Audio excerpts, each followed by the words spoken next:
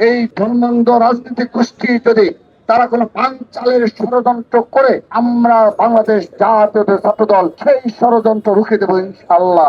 আমরা আগামী 22 জানুয়ারি থেকে সেই দীর্ঘ প্রতীক্ষিত পুরো বাংলাদেশের স্থিতিশীলতা এবং স্বাধীনতা সার্বভৌমত্ব রক্ষার যে নির্বাচন, সেই নির্বাচনে আগামী 22 জানুয়ারি থেকে বাংলাদেশ জাতীয় ছাত্র দল আনুষ্ঠানিকভাবে প্রচারণা শুরু করবে ইনশাআল্লাহ।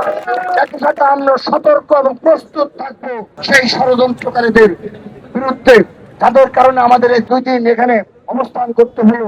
আবারও যদি সে ধরনের কোনো ষড়যন্ত্রমূলক সিদ্ধান্ত আসে, আমরা তাৎক্ষণিক ভাবে আমরা আবারও নতুন কর্মসূচি নিয়ে হাজির হব। স্মরণ করে দিচ্ছি, এই ছাত্র দলের কর্মসূচি কিন্তু কোনো প্রেস রিলিজ ছাড়া কর্মসূচি হয়েছে। স্মরণ করে দিচ্ছি, একদিনের নোটিশে কিন্তু ছাত্র দলের 2 দিনের কর্মসূচি পালন করতে পেরেছে। আমাদের যদি তারা কেউ এই ধর্মান্ধ রাজনৈতিক গোষ্ঠী যদি তারা কোনো পাঞ্চালের ষড়যন্ত্র করে আমরা বাংলাদেশ জাতীয় ছাত্র দল সেই ষড়যন্ত্র রুখে দেবো ইনশাআল্লাহ।